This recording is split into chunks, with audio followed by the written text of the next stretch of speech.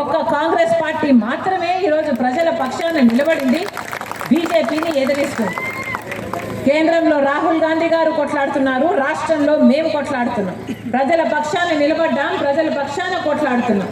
కానీ అమ్మ, మన రాష్ట్రంలో ఈ ఒక్క ఉపాధి హామీ సమస్యలే, ఎన్నో సమస్యలు ఉన్నాయి. రైతులకు సమస్యలు ఉన్నాయి, ఎంతో మందికి ఇల్లులు రావటం లేదని చెప్తున్నారు, ఎంతో మందికి పెన్షన్లు రావటం లేదంటున్నారు, చదువుకున్న బిడ్డలకు ఉద్యోగాలు రావటం లేదు. వీటన్నిటి మీద కొట్లాడాల్సిన అవసరం ఉంది.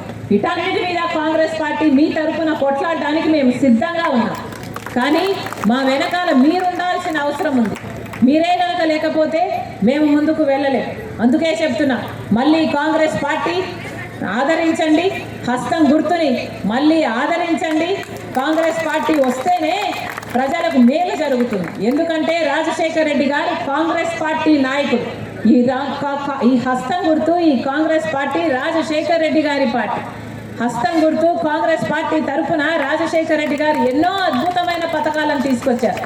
మళ్ళీ ఆరోగ్యశ్రీ జరగాలన్నా, మళ్ళీ ఫీజు రియంబర్స్మెంట్ కావాలన్నా, మళ్ళీ రుణమాఫీ కావాలన్నా, మళ్ళీ పేద వాళ్ళకి ఇల్లులు కావాలన్నా, మన బిడ్డలకు ఉద్యోగాలు కావాలన్నా, మనకు ప్రత్యేక హోదా కావాలన్నా, ఇవన్నీ జరగాలి అంటే రాష్ట్రంలో, కేంద్రంలో కాంగ్రెస్ పార్టీని మీరు ఆదరిస్తేనే ఇవన్నీ సాధ్యమవుతాయి. మళ్ళీ చెప్తున్నాం తల్లి, కాంగ్రెస్ పార్టీ మీ పార్టీ. ఈ పార్టీ మీ పార్టీగా ఉండింది, ఈ పార్టీ మీ పార్టీగా ఉంది, ఈ పార్టీ మీ పార్టీగా ఉండబోతుంది. ఇది మా వాగ్దానం మీతో. మళ్ళీ చెప్తున్నాం, మీరందరూ కాంగ్రెస్ పార్టీని ఆదరించే రోజు వచ్చినప్పుడు మళ్ళీ కాంగ్రెస్ పార్టీ తరఫున రాజశేఖర్ రెడ్డి గారు అమలు చేసి చూపిన అన్ని పథకాలను బ్రహ్మాండంగా అమలు చేస్తామని మీకు మాటిస్తున్నాం.